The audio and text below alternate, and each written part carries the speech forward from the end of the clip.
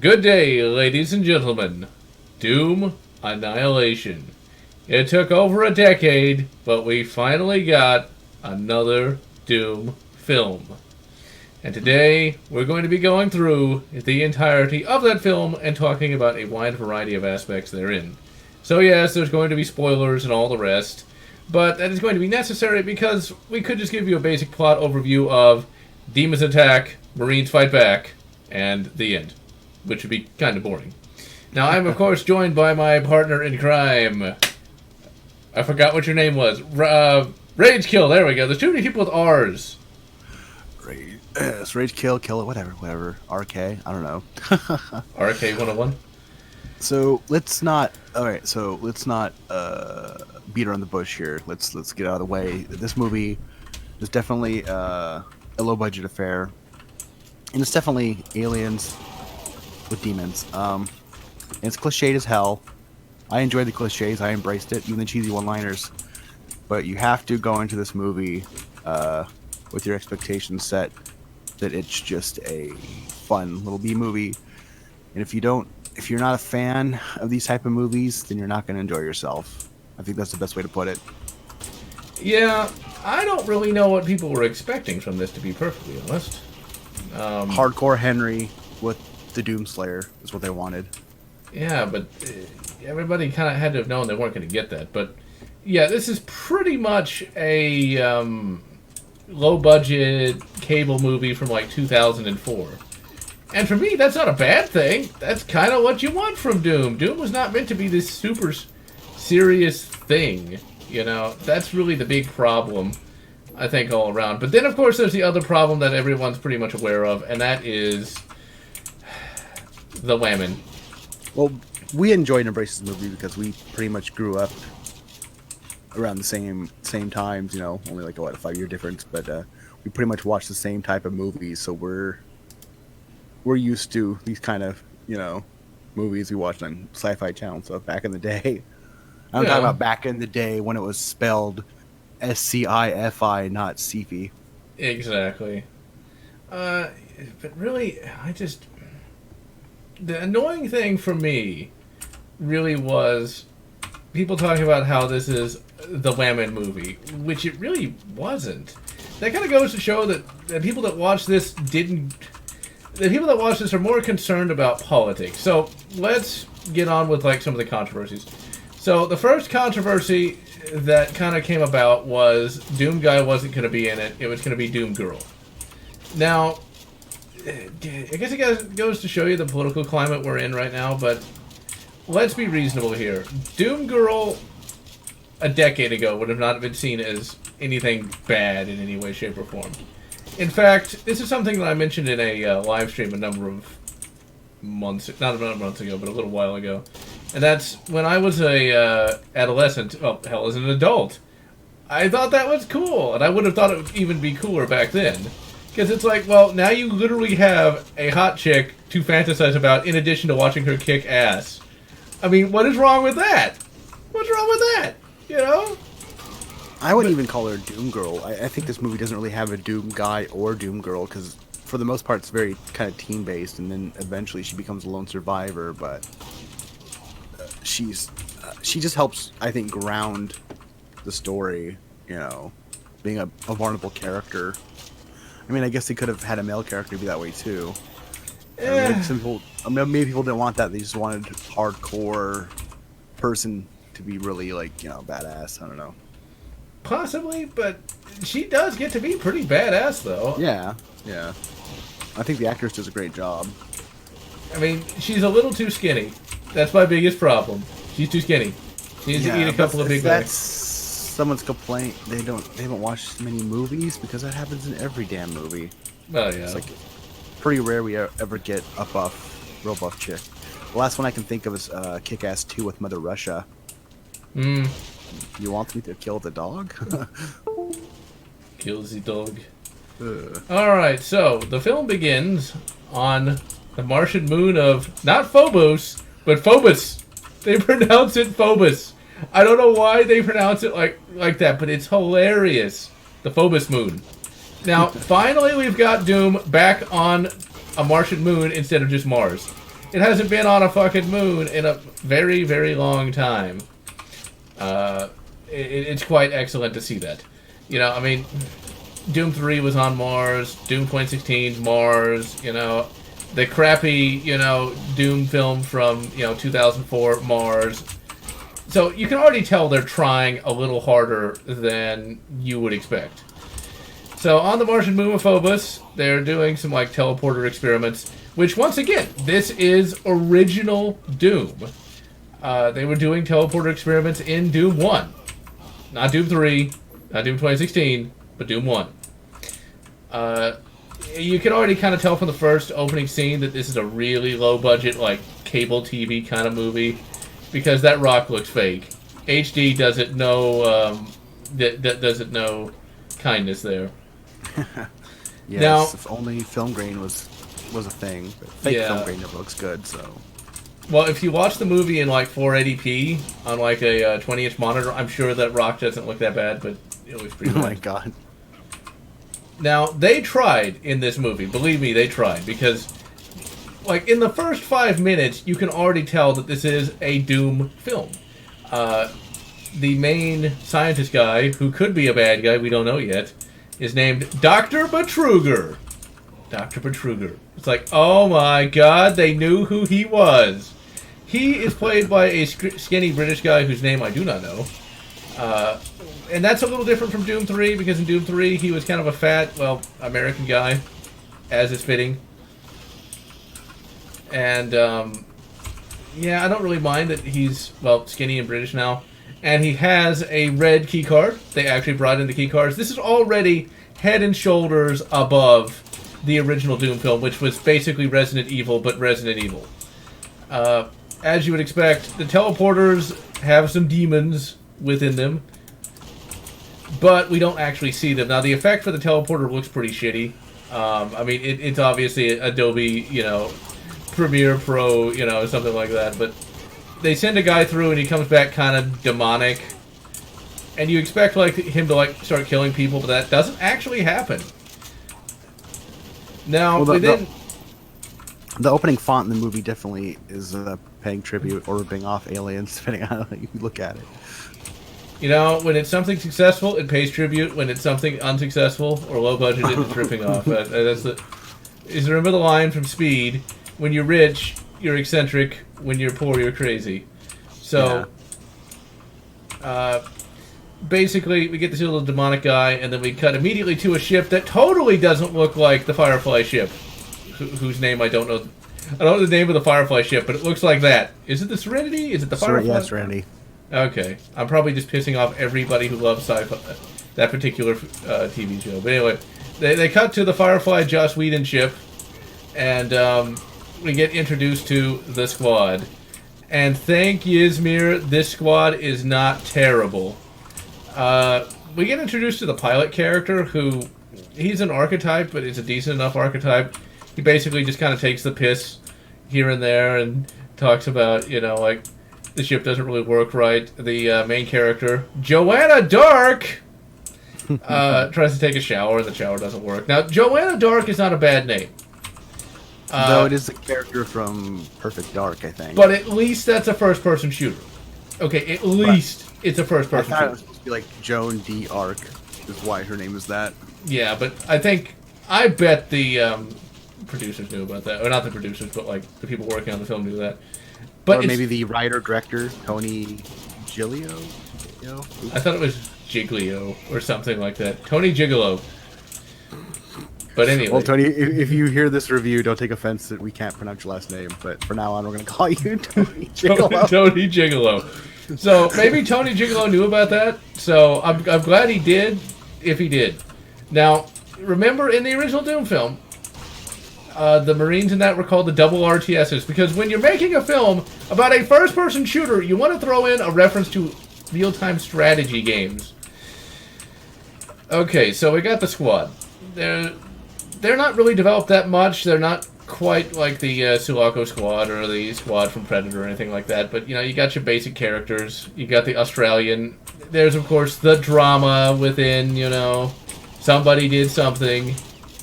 That's somewhat like the original Doom, where the Doom guy ended up punching his CO because he was an idiot. We never really told exactly expressly what happened at the beginning part of the film, but we eventually do learn that it was some sort of like terrorist that she let get away or something. It's kind of a weird thing.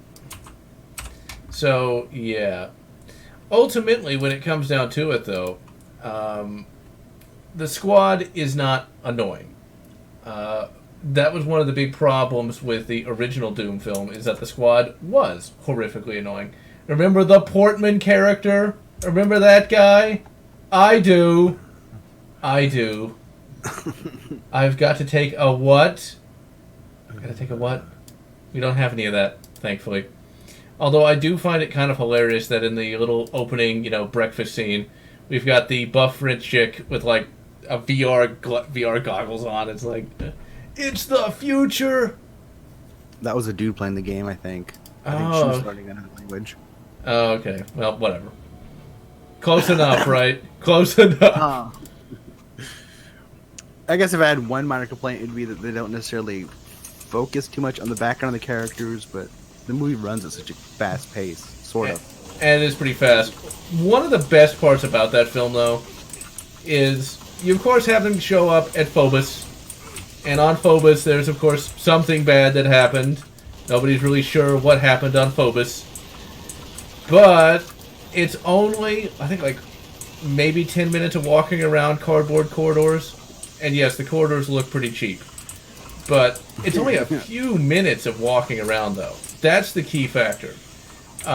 In Doom 2004, there was a lot of walking around with flashlights. Like, a crap ton of it. Whereas in this film, they walk around a little bit. But I think the most important aspect of this particular film is the fact that it's only 35 minutes before you get to the first gunfight. Only 35 minutes. That is pretty damn good. It took over an hour in the original Doom film for them to finally start shooting. So, we of course have the walking around bits, which aren't that boring. We get introduced to a couple of characters. There's a guy in, well, basically jeans and a t-shirt that might as well just be generic nerd character that actually knows Joanna Dark. They evidently went to the Marine Academy together, and he basically went to the civilian sector because it made more money. And he's a decent enough character. He seems like he's going to betray everyone. You would think that he would betray everyone, but he actually maintains, he actually is on the side of the Marines the entire film. But he still acts like a total dweeb, which is kind of annoying, but yeah, whatever. So they wander around a little bit. They say like, oh, the reactor's only got 2%. What could that have caused? And then, demon zombies. Demon zombies are a rather interesting thing. And I think they had to make the demon zombies because low budget. Because you gotta remember, action scenes cost a lot of money. And the demon zombies basically just end up killing things a little too quickly.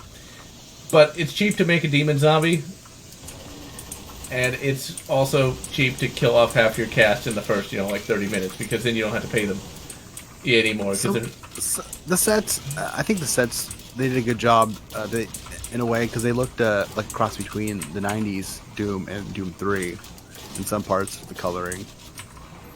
That they did. Now, the weapons they could have scratched up the sets a bit, maybe, but, I'm giving them a little more grit to it. But only so much you can do when you're, filming in Bulgaria.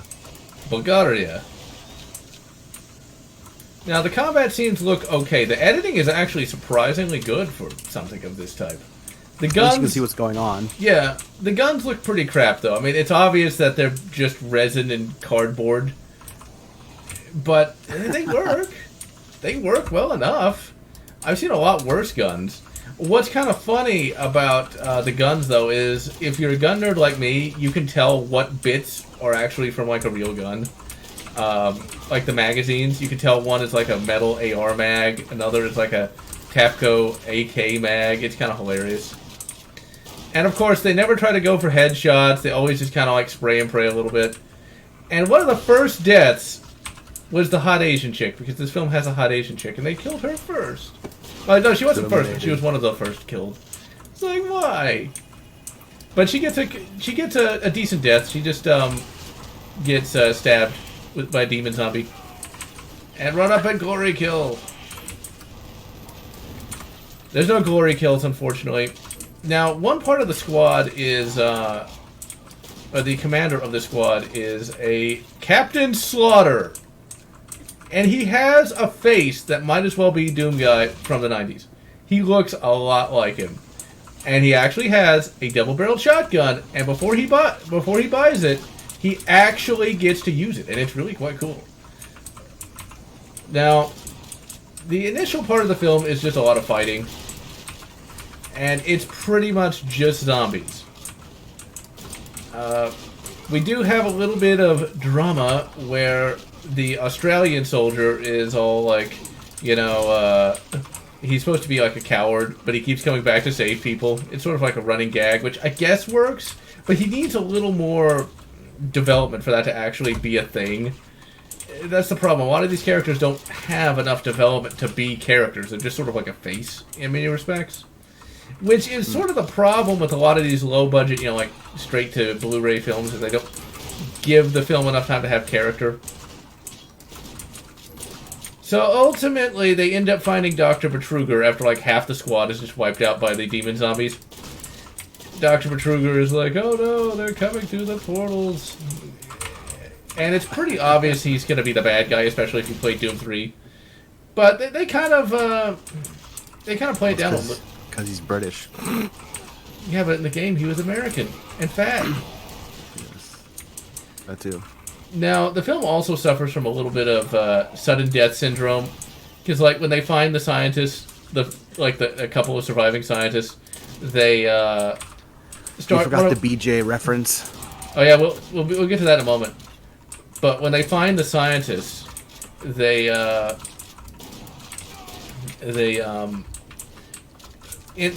of them starts talking about, you know, like, this is what happened, and then immediately gets stabbed like mid-sentence. That's where it's like, I get the feeling they just could not afford that actress anymore, and so had to kill her off. That's what, because it's like, that just seems like really bad storytelling to me. It kind of does. So once they find the scientists, once they start fighting off the zombies, the main point of the film is to get to their Joss Whedon ship, the Whedon Mobile, and get off the planet. Now, while all this is going on, the pilot on the ship starts noticing that the AI, named Daisy, which is a reference to Doom Guy's rabbit, because yes, Doom Guy did have a bunny, starts acting weird. And that actually, I thought, was a pretty creepy scene, too. It's like, the demons are infecting the AI. It's like, can an AI be possessed by a demon? I mean, if it's intelligent, why couldn't it? So I thought that was actually a pretty cool move. It's like, the computer is possessed by the demons! This movie's going System Shock on us. Now, that would be an interesting film. That would probably be horribly ruined. Now, Sergeant Slaughter... Not Sergeant Slaughter. It's not a wrestling movie. Captain Slaughter does get slaughtered. But he does kind of have a heroic moment. He's like, go on without me, and then shuts the door. And he gets to use the epic double-barreled shotgun. Yes, you mentioned that. But after the AI goes crazy, that's when the imps show up. Now, initially, you don't know that it's an imp because one of them just, like, kills the pilot. Just like in that one movie with the Marines on that planet. Not Pharaoh. She was hot, too. Damn, why do they always have to get the hot ones? That is a classic film, to say the least. But anyway, aliens aside, they do eventually reach the ship, whereupon Joanna Dark has to fight one of the imps. The imp costume looks really good. I mean, for the kind of budget they're working on, it looks really good. And that, imagine if that was a CGI imp. That would look like shit, you know. But since it's real, it actually looks pretty good. And the guys in it actually move pretty well. You can tell that there's some really kind of wonky wire work, but I think it works pretty well. Right.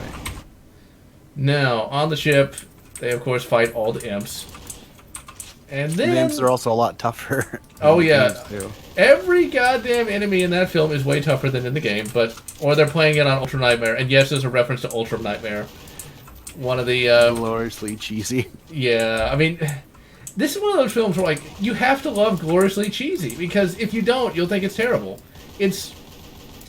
And I think Tom Gigolo knew what kind of film he was trying to make, because it's just too well done for it to have been an accident, in my opinion. There's a little drama scene where, after they fight off all the imps, they start talking about what they're going to do. And so after they fight off all the imps and realize that they can't get the ship, to escape from... You forgot the priest character who was a Marine.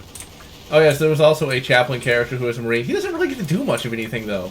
I think he, like, attacks one imp and then gets immediately killed, though. Yeah, he saves Joan. No, that's something.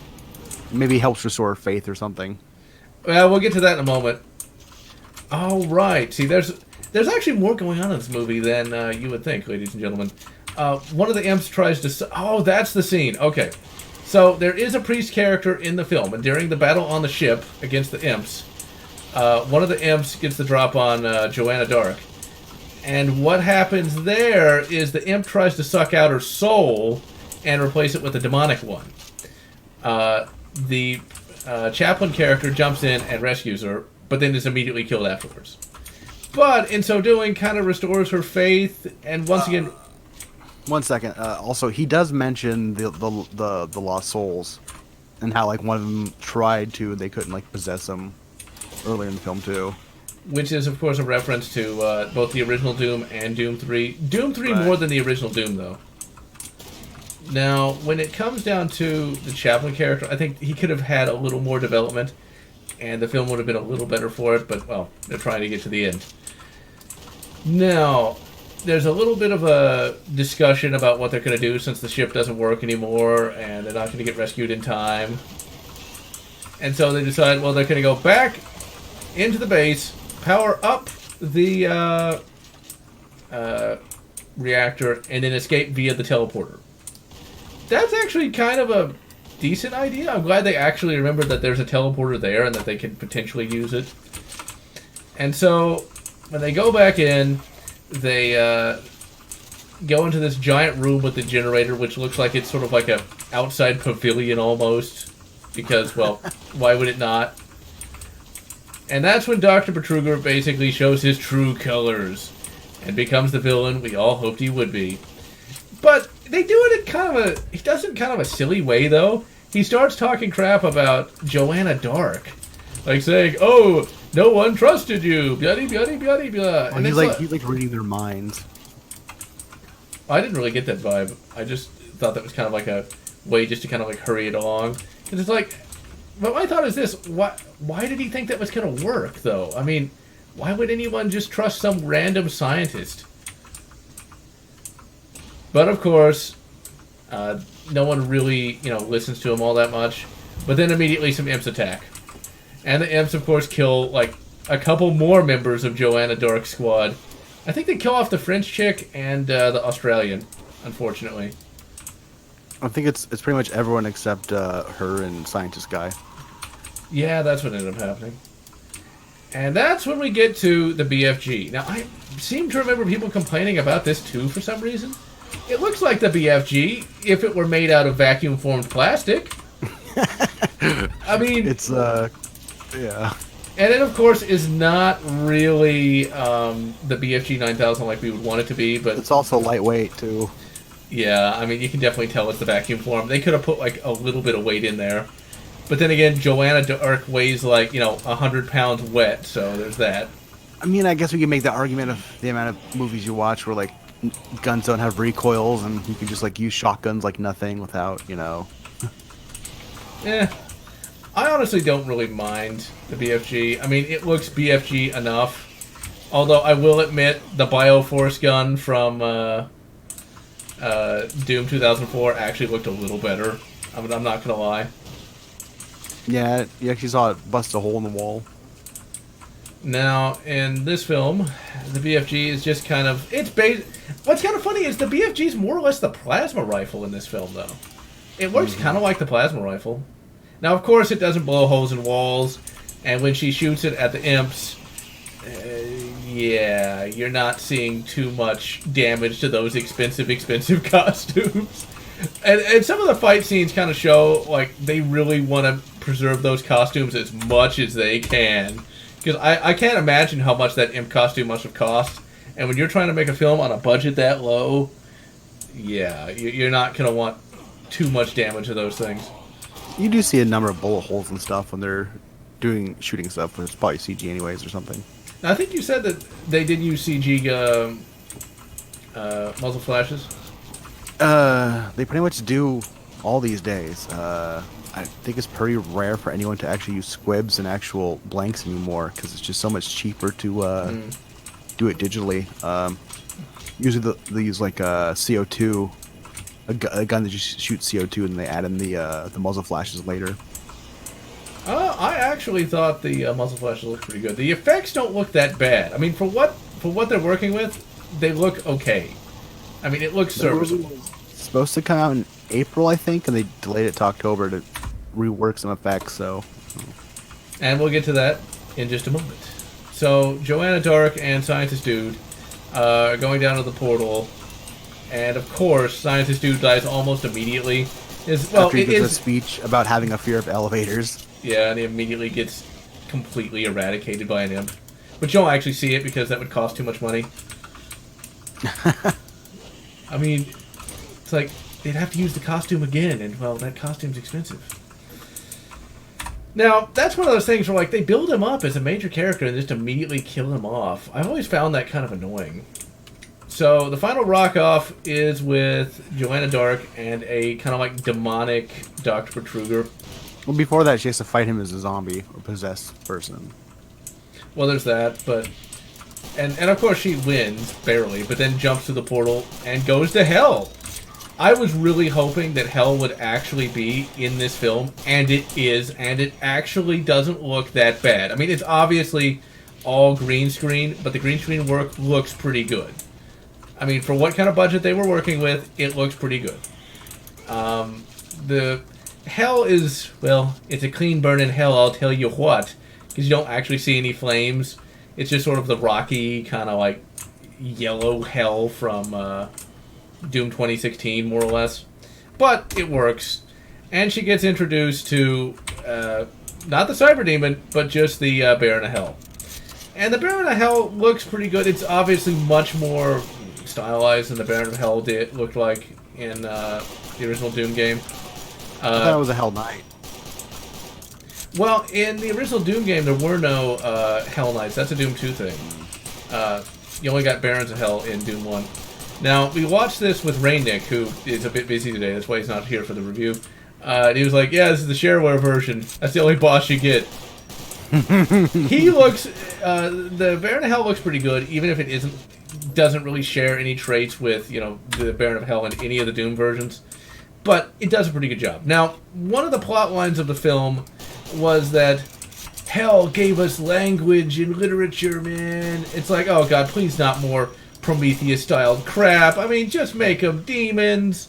And of course, you know, the Baron of Hell talks to her and is like, we're going to take back the Earth. And it's like, why? You're making it overly complicated for no good reason. Just make it, you know, a demon that wants to kill everyone. You don't have to make it where, like... I don't know why movies have to do that. I mean, it's just Doom. It's not supposed to be high art, you know, but whatever. The final rock-off with the Hell Knight... See, now it made me call him a Hell Knight. With the Baron of Hell is pretty good. She shoots him with the BFG and kills him. But then a bunch of little demons start attacking him that look... Totally forgot the entire subplot of her having flashbacks to her dying mother, giving her the cross and this and that. You know, and that actually did remind me of something very important.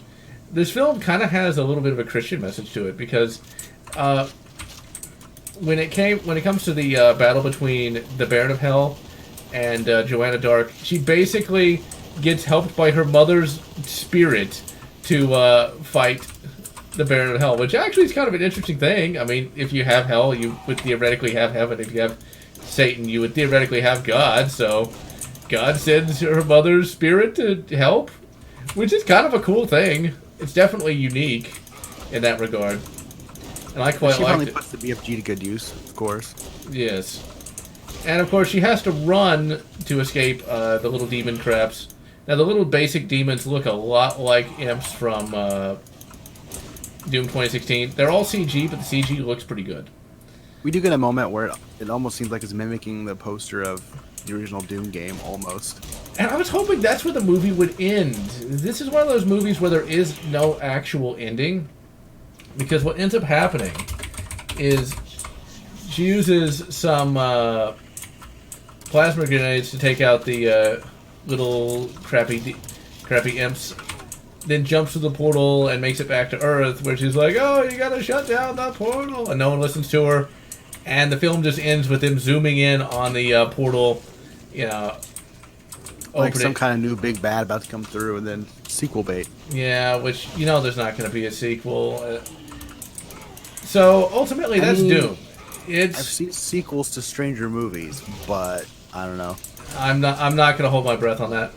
And so that's basically Doom Annihilation. It is everything one would want from a Doom film. I mean, I don't know why people hated it. I mean, it literally was the exact plot one would have wanted.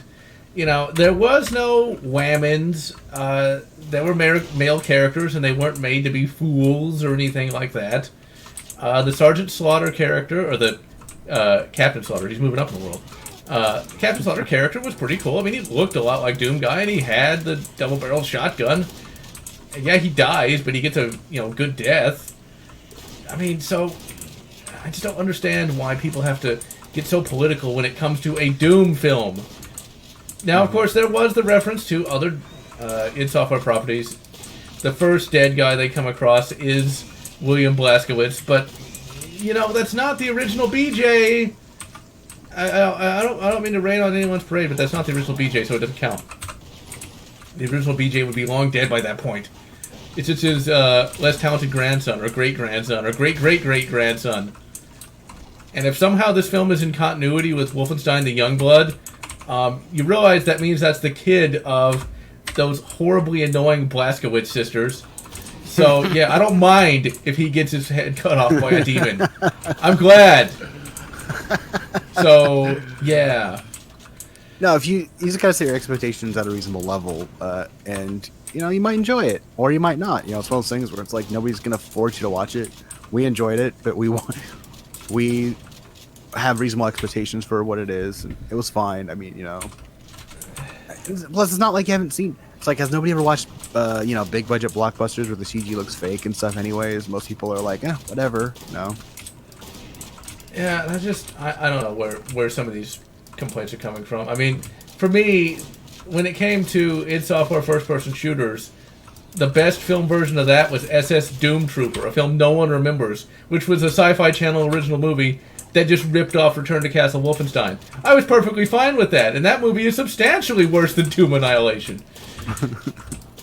So some people consider Event Horizon close to being a Doom movie, though I always thought it was just like an unofficial Hellraiser sequel. So since I'm a Warhammer 40k fan, I just consider it a Warhammer 40k prequel. There's a few little Event Horizon nods here and there, as you'd expect as well. Most notably with the mindfuckery from the computer, but ultimately, I mean, Tom Gigolo cared. A movie. Tony. Oh, Rob Brown. What can I say? I hope he has a good sense of humor if he actually listens to this. Well, we're probably the only one that gave him a good review, and we couldn't even get his name right. Well, close enough. Tim, Bob Gigolo. But anyway, Bob Gigolo aside, there was a lot of effort put into this film. I mean, there was a lot of work that went into this to make it as good as it was. I mean, we already know what a bad Doom film looks like. We already know what a Doom film that had no effort put into it looks like, and that is Doom 2004 with Portman and all the rest. I think if you go into this film just expecting a simple, low-budget, made-for-cable movie, you will be happy. If you just ignore the politics of the last 5 years, you'll be happy. Don't worry about the feminists or anything like that. Yeah. Well, it's like if you go back and look at other movies, like I don't know, like let's say Bride of Chucky, which introduced Tiffany. You know, back then everyone thought it was cool. If it came out today, everyone would be like, "Oh, it's social justice shit they're doing," you know, Yeah, I mean, or Kill Bill or something. You know, it's like I don't know. yeah, it's not that big of a deal. I mean, this is not where they were. You didn't see Doom Guy getting his balls cut off, okay?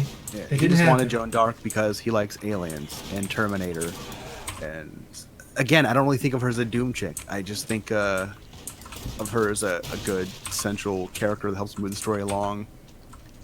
Well, I didn't miss Doom Guy. yeah, I didn't really either. I mean, she didn't do herself any favors with the tweet, but you know what? How many? Yeah, you know, why do Well, people care? She's Scottish, and that's just it's just her type of humor. She was being very smug about it, but she didn't. I don't think she meant to offend it. I don't think a lot of these people like really know the Doom fan base, like how passionate they are. You know, I think in many respects she was just trying to make a crappy little action film and have some fun with it. I think that's probably all she was thinking about. You know, I thought her performance was great in it. yeah, she's a little dull at times, but she actually kind of starts emoting towards the end of the film. The other actors aren't bad. I mean, we're not talking Doom 2004 levels of acting. We don't have a Portman. I'm so glad we don't have another Portman. We don't have Portman Jr. I mean, It's also it's not a very long movie either, and it tries to have fun. I can feel that the writer director tried to bring some actual love and passion into this. This wasn't a cheap cash grab to keep the rights. It actually felt like they were trying to make something legitimately well based off the property and based off the small budget they had. But at the end of the day, you can either respect it for what it is or don't like it and don't watch it, and life goes on. That's really all there is to it. pretty much. Or if you really want more Doom content, read the books. At the end of the day, I highly recommend Doom Annihilation. It is everything I've wanted from a Doom film ever since I played Doom. This is what I've wanted from a Doom film. I mean, I of course have my fantasy, Doom film where Arnold Schwarzenegger is Doom Guy and he makes constant one-liners through it, but that's never going to happen. But damn, would be cool if it did. I mean, would that I'd say, yeah, that would be awesome. Yeah, I would say check it out. It's fine, but then again, me and you, we watch a lot of these kind of low budget movies, and we kind of we respect the efforts they put in, and it's no different. But they tried, and yeah, it was fun. Life goes on. It's based off a video game. It's like people don't understand that movies based off video games and books and comics, they're based off the material, and it's like, I don't know. It's like, have you not seen enough of these adaptations? There's always changes and things that are altered. I'm used to it. I don't know why people get a stick up their butt over when things are changed based off an adaptation of source material. It's like, if you want the exact same thing, then just go play Doom 2016 or Doom. What was it? Eternal? Wait. Eternal's not out yet, but yeah, or Doom 3. Yeah, but I mean, when it comes out, those are all very cinematic. It's pretty much like watching a movie that you play anyways, because that's how advanced video games are. So if you really want that experience, you already have it anyways, Yeah, and it's just a movie. I mean, I think I know we're moving on from Doom Eternal a little, or not Doom Eternal, but Doom Annihilation a little bit, but it's just a movie.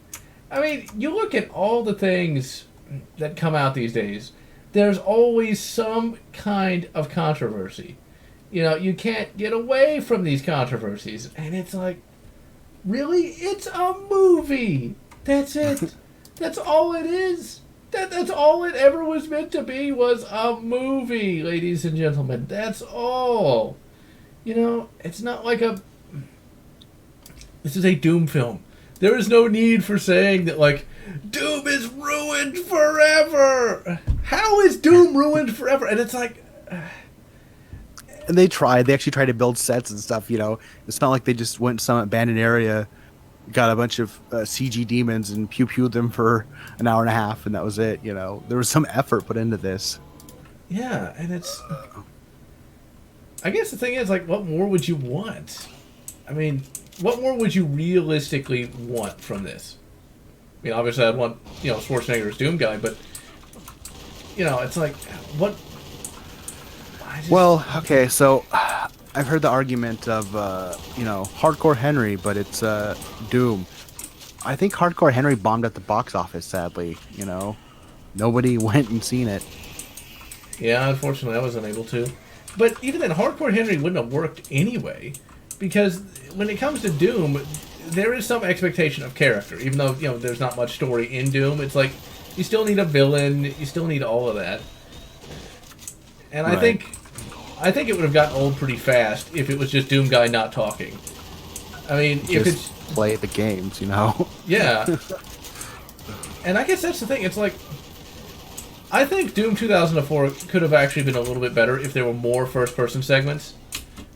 But it couldn't have been entirely from first-person. Like, I haven't seen it since it came out on DVD. I haven't rewatched it, so I can't compliment. I just remember it being like, this is it, really? Yeah, that's pretty much... I still think it's one of the worst films I've ever had to sit through. No, that I've ever wanted to sit through, and it was horribly disappointing, but... I view Doom Annihilation as being like a fan film, practically. Same kind of low budgetness of it. I guess, with I felt there was an effort and they tried. With how many references there are and how close it actually is to the source material, it could be said that it is Right. a fan film that did become a legitimate film. And let's be reasonable, ladies and gentlemen. You gotta admit that no matter how bad you might think Doom Annihilation is, it's still better. Still better than the Mega Man film. You gotta admit, it's just a little bit better than that, Or maybe House of the Dead, Alone in the Dark, that Assassin's Creed movie. Oh, God. Yeah, ladies and gentlemen, let me tell you right now. The Assassin's Creed movie is the worst film I've ever seen. Based off a video game. Okay, fine, maybe that, but based off a video game. It takes them an hour to even get to the plot in that film. With the Doom film, literally in the first 30 minutes, you know all you need to know about the film. First 30 minutes, that's it. It's like... Alright, so, final thoughts. Rage? Yeah, I would say, look, if you like aliens and you like demons, check it out. It was fun, but only check it out if you like watching lower budget movies. If your standards are excessively high, then you're probably gonna walk away disappointed. But I think if you give it a shot, you'll enjoy it. It really wasn't bad. It was fun. It was fun. I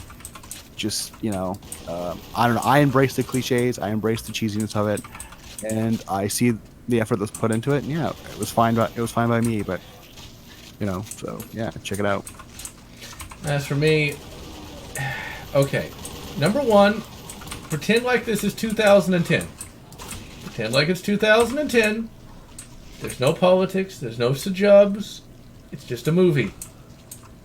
Don't worry about feminism. Don't worry about politics. Don't think that it's whammonized. And just watch the film. Just watch it. And be quiet about it.